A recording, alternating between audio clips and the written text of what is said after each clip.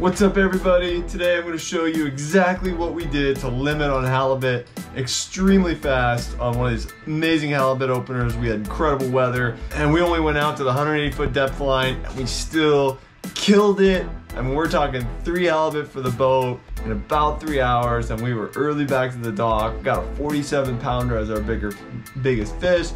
Absolutely fantastic trip, and got some questions on Instagram, some other places about what we were doing, what we were using. So I know for some of you diehard halibut fishermen, this is all basic stuff, but I'm gonna break it down for anyone who wants to know. This is exactly what we're doing, how we rigged up, and what we did to get it done.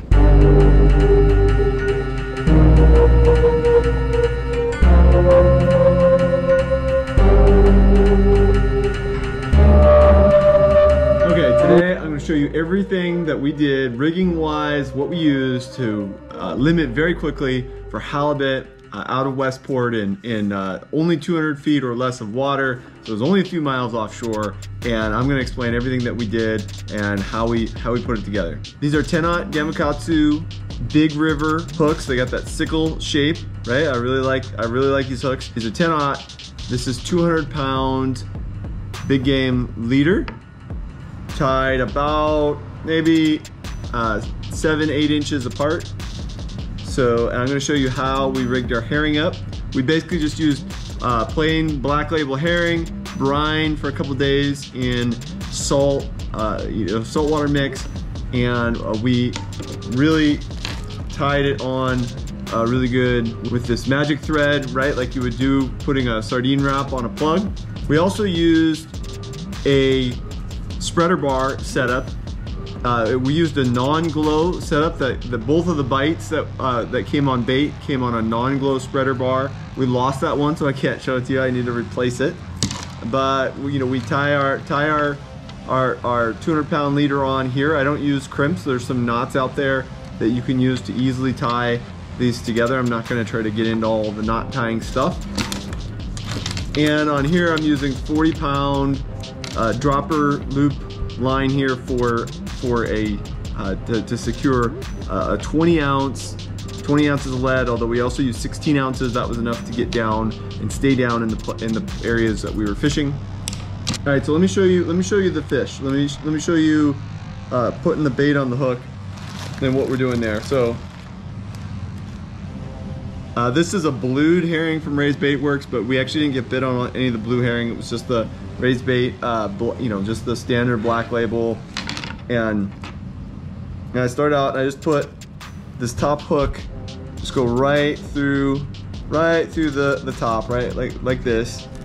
And then the bottom hook, I'll basically just do one of these situations and come out here. There we go. And this is how both of these other baits were hooked that got bit.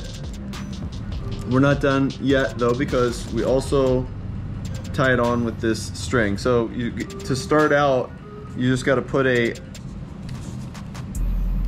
your first knot on, just a half hitch, so that you can wrap the bait with it effectively. So you just need to start somewhere, right? And sometimes you can see, I usually do a double knot to secure it. It can be challenging with gloves.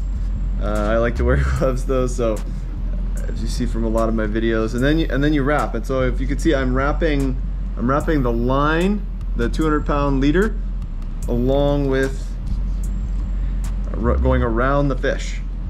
I just want it to stay on there really good. So I'm gonna go, probably gonna go around, let's say 20 times, front to back, and I want it in there real nice and snug. And then let's say you go around 20 times and then you go back through and you hold a little bit of loop open like this, right? And then you can get the half hitch. Again, do it again, and like that, and then pull it tight, and we're on, right? This is all we're doing for our bait. Like I said, we got bit twice with this. Both times the halibut took it all the way. It was hooked on this hook, and the second fish was hooked on this one and this one. So basically they're inhaling this entire bait. So you know, they're not super picky about it.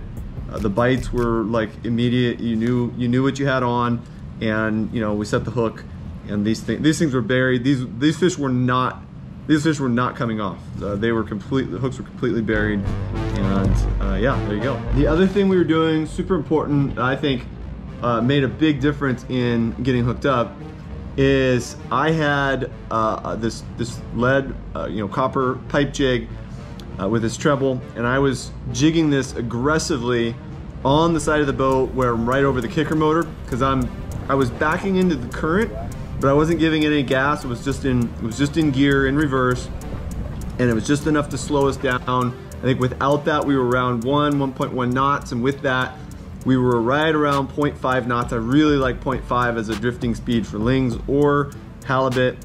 And so I was jigging this thing aggressively, so it was just dropping, you know, I'm ringing your bell, I'm making as much noise down there as I can, and both fish that bit the rod on the side right near where I was doing this. So the other one where I wasn't jigging did not get bit.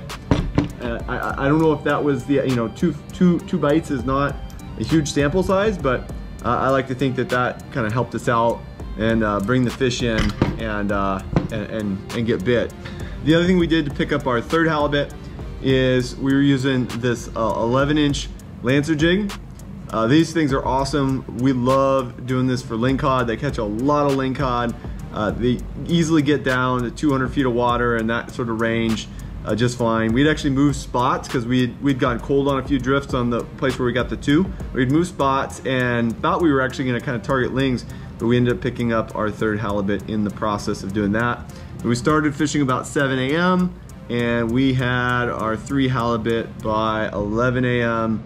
and we were only offshore a few miles. We could still see shore, and only in about 160, 180 feet of water, so pretty good deal. So the way that we did this though is this helped tremendously even as we were going for lings later on, but it also helped us with the halibut that we did get on this jig.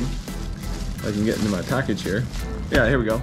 So my friend Captain Connor up in Alaska does the charter captain thing up there, turned me on to these assist hooks. These are awesome to run on the Lancer jigs. So I'll just take I'm not sure if this is what you're supposed to do. This is what we were doing and we were getting hooked. So it looks kind of logical, but you put it through there's a loop here like this, and we put it through, you put the hook through the loop, and you take this hook here like this, and you here we go. All right, see that? And you just pull it tight. And we were getting hits where the only thing that they were hooked on was the assist hook, and that was super helpful. And then we put a little bit of salmon belly on, just a little square of salmon belly on the jig here. That helped a lot for that halibut and for hooking lings.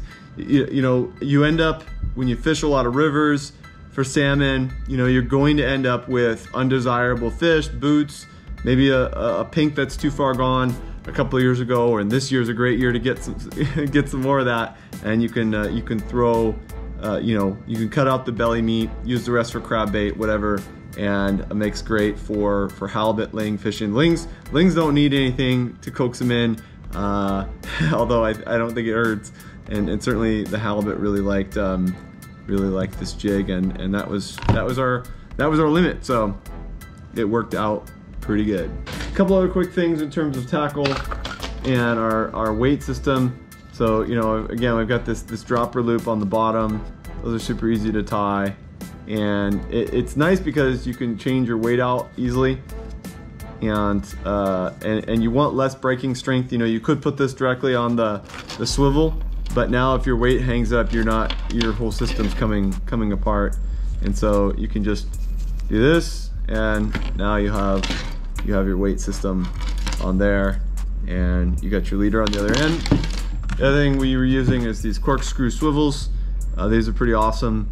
Really hold up under a lot of pressure. This is really meant for halibut, you know, for halibut gear, and that's on the business end of all of our rods, and then that's what you secure to this end of your spreader bar, and you've got a pretty functional system. And don't forget, you know, do your pipe jig action and draw those fish in, get them on the bait. And we were drifting the whole time. We didn't do any anchoring, and I think we did comparatively pretty good. When we left, all the other boats were still there, so you know, we felt pretty good. We were one of the first boats back to the dock, even after going and doing kind of a tour around the rock piles, picking up lings and rockfish and all that. And so it's a great trip.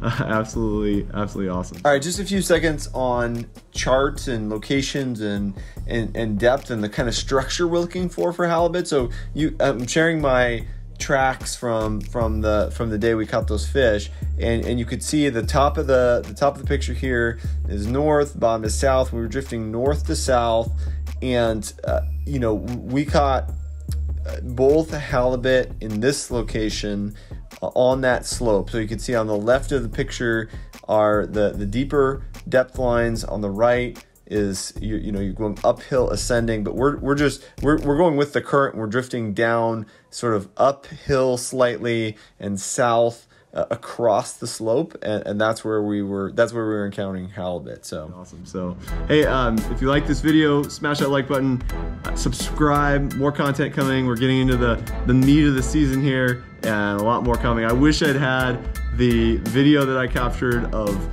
you know, the takedown, the gap, getting that first halibut on the boat. We were so psyched, but unfortunately GoPro is really irritating me. The SD card error, had to reformat, lost most of the footage. Super frustrating. So hopefully I'll have better footage in the future, but hopefully this video helped you out, and we've got several more halibut openers during the late spring and maybe even in the late season. So hope this helps you get it done, put some white meat in the freezer.